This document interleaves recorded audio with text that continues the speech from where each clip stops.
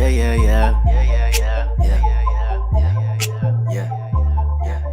D. Eric Body Beats, it's a vibe. And I feel like, let me ask you, because I already know your answer. What about you, Tom? Do you feel like entrepreneurship has forced you to know more about yourself? Yeah. Yeah. Yeah, I'd say so. Do you like that feeling? Yeah, I mean, I want to say like yes and no, because I think That's that we at the beginning, you know, like it's kind of like a constant stress. And like when you run your own thing, you know, I think for people that have like typical jobs and stuff like that, work is like work. And then everything after that is like, I can do whatever you want. You're like, party. Work paid for this, whatever. Yeah. And like, I'm not saying anything about people that like do that, but I decided I wanted to, do my own thing. And it wasn't because like I couldn't work for somebody or I couldn't handle the thought of like, being an employee. It wasn't that as much as just like, hey, like I think I can do this, and like why would you not? And like I think for people that want to make big money, that's the only way really to do it. Honestly, to some degree, right? Yeah, so yeah.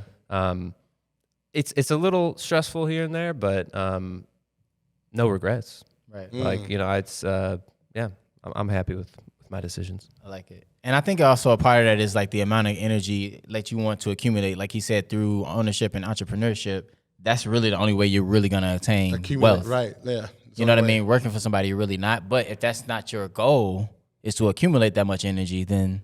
So let me ask you this. Would you say wealth is... Damn, this is a crazy dope. thought. Would you say wealth is really just one big-ass like energy bank? I mean, you look at who's our guy with Warren Buffett, or somebody like that. Like he just has a lot of fucking energy to expend anywhere he wants to. So literally, his wealth comes down to like, so to me, wealth is almost just like a big, like your personal container of energy that you can like store. Yeah, you can. And that's actually the whole thing right now with Bitcoin and artwork. Did you realize? I didn't know that. What? Motherfuckers just like big artwork. I always wonder like how the fuck a painting go for $5 million? Yeah, right? Bieber sold for $69 million. Right. But you know what they're doing? It's called tax evasion. Yes. No, real talk. That's what a lot of them are doing. They buy these, and there's ways to get around the weird taxes because it's considered art. They do. But that's where but NFT is going to change that whole game. Yeah. Right? Because now you can make a fake version of one of these $16 million ones. Mm-hmm. So that would probably make that field a lot harder to navigate, to police. That's the one that's going to lead the whole industry. Right, is the art, and it's starting already with the artwork. Yeah. So now the new not Leonardo, but one of them, Michelangelo kind of artworks is going to be like these crypto punks. Mm-hmm. Like, damn, I got the Michelangelo of this shit. And that's where they're going to try to put their money. Yeah. So I'm like, I didn't. It's all digital space. So you put all your energy into these things, and then there's ways to like manipulate it to get even more energy. Mm-hmm. Which and all you're doing is just taking pieces of other people's energy. Yeah. Because they're putting money into a situation, and you're just trying to collect it. Mm-hmm. And it all just comes down to energy.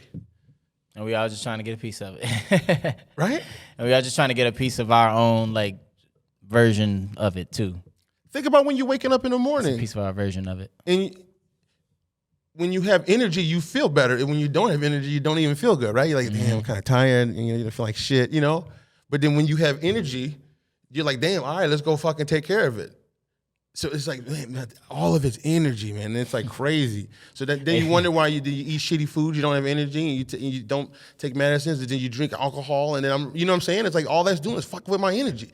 And I still make a lot of these bad decisions, but I'm saying, so I'm purposely don't give a fuck about my energy when I just do dumb shit all the time. That's like what I'm telling myself. Right. Oh, you don't care about your energy. You don't give a fuck. And when that's what makes you feel good.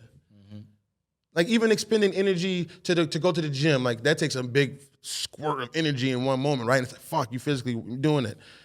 But then the amount of how you feel after is like exponentially worth that energy expenditure of an hour. But so then why not do that all the time when you know how good it feels? Mm-hmm. You know how if you just do this hour, I know it's fucked up, but then you're gonna feel godly the rest of the night. And the more you add those in a row, the more vicious that gets.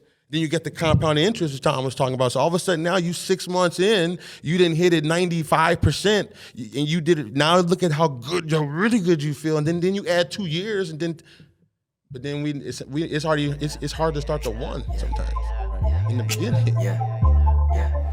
D. Eric